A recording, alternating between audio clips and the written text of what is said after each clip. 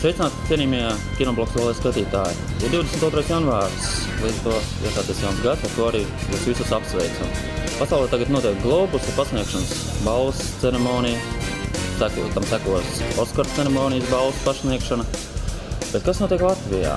Aurēlija Janužīta Lauciņa vairāk pievērsusies ģimenei. Tieši tāpatās kā Holivudas zvaigzne Angelina Jolie. TV šovmens Valters Krauze pārtrauc sadarbību ar TV3. Līdz ar to viņš vairāk nefilmēsies seriālā Adamsoni. Vienīgais, kur mēs viņu varēsim vairs dzirdēt, ir Star FM no rītiem. Savulaik gaitāts seriāls Saldā Indas garša. Tā seriāla aktieris Juris Žagars iznomājis pretendēt uz kultūras ministra amatu. Tas gan visai interesants. Aktieris un kultūras ministrs. Lai nu veicās. Un nu tāda bēdīgāka ziņa. 94 gadu vecumā mūžībā aizgājis mūsu slavenākais aktieris Kārlis Sebers. Sāpīgs dzīves mirklis ir arī otrpus okeānam. 16 gadu vecumā miris Džona Travolta dēls Jeffs. Džons Travolta jau iepriekš bija minējis intervijās par viņa dēla smago slimību. Pamatīgās grūtībās ir arī nonākusi mūsu pašu seriāls Neprāta cena. Lai turpinātu priecēt skatītājus ar šo seriālu, ir atvērts ziedojuma tālrunis, kuru pat labam jūs redzat savos ekrānos.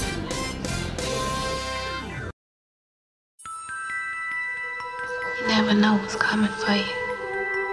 My name is Benjamin Barton.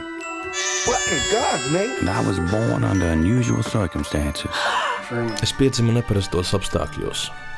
Tā iesāks neparasts stāsts par Benjaminu Bartonu. He looks just like my ex-husband.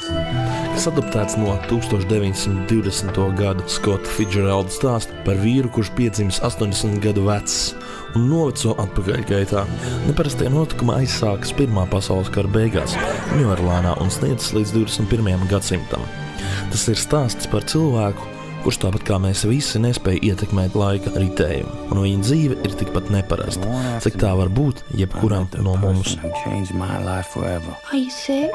They said I was gonna die soon, but maybe not. You're odd. What if I told you that I wasn't getting older, but I was getting younger than everybody else? Daisy? It's me, Benjamin. God, we always said you were different. I think you really are.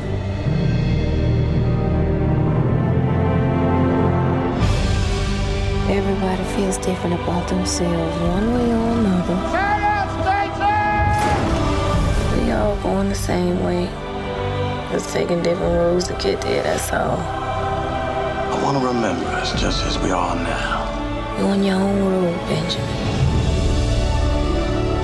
What's it like growing younger? I can't really say. I'm always looking out my own eyes. Interesanti fakti. Filmas veidotājs strādāja ciešā sadarbībā ar uzņēmumu Levis, lai iegūtu Levis seno laiku apģērbu kolekciju. Tādēļ filmā ir redzama autentiski dažādu laiku Levis apģērbu. Šī ir otrā Holivudas filma pēc Denzela Vašingtona Deja Vu, kas filmēta Ņūorleānā pēc viesuļvētras Katrīna.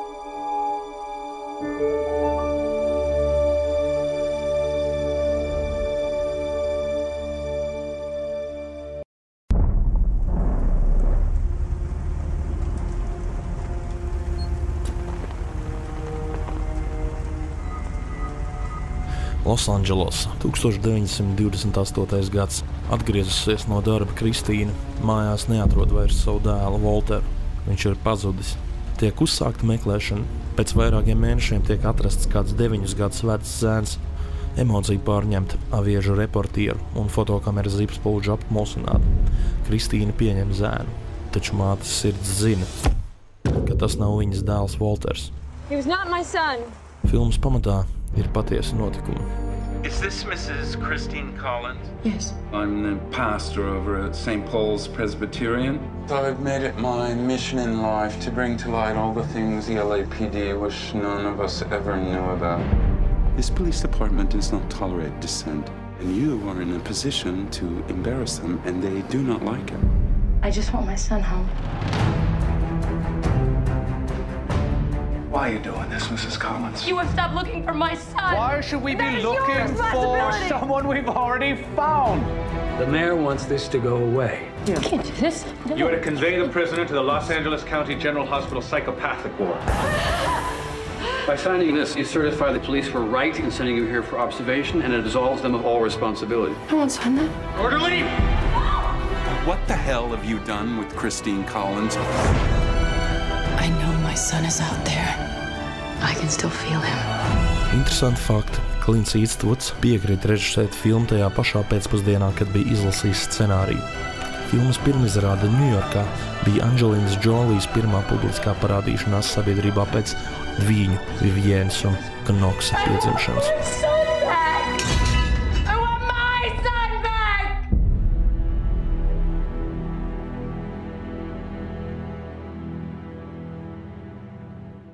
Daudziem noteikti rodas jautājums, kas ir Indeksa kafē. Tādēļ mēs esam uzaicinājuši pie mums uz nelielu interviju pašu Indeksa kafē direktoru Agri. Saka lūdzu, Agri, Indeksa kafē. Kādēļ tāds nosaukums?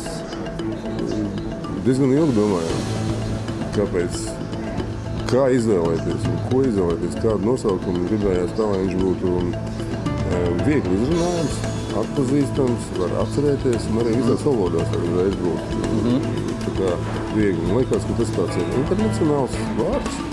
Tajā pašā laikā šobrīd pat nedomājot ir izvērties ļoti aktuāli. Nepārtraukti dzirdam ziņās indeksācija, visādas indeksi biržās, ne tikai pastā indeksi un indeksi inflācijā.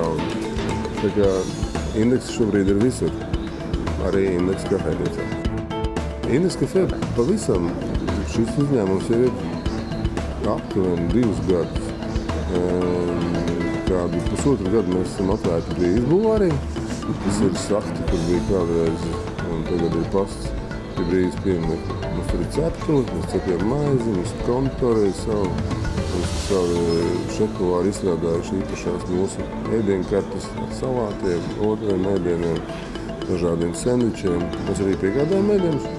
Tā kā, ja jūs vēlaties, ieiet mūsu mājaslapā, indeksa.lv, vai uzzvaniet pa telefonu numuriņu, kas pat var nosaukt, visu pierakstīt, paņemt pilspēles 67 28 77 18. Noliec visu paglāties droši. Domāju, ka derēja kadrā ielikt. TV un visas. Brīvi. Mums ir laimīgās stundas. Laimīgās stundas, tas ir katru darbu dienu no 5 līdz 7, un arī kinobloga filmēšanas laikā. Šobrīd mums ir laimīgās stundas, un mums ir atlaides 20% aluma. 20% atlaides? Jā, tas ir Užaunieks vispār.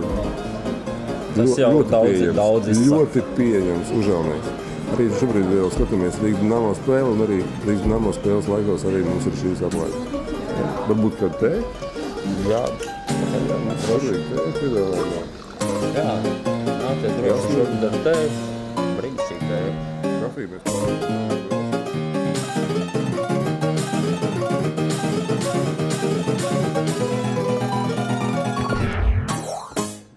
Dargie kinobloga draugi, būsiet ļoti gaidīgi abās Indeksa kafejnīcās un pievienojieties mūsu ģimenei.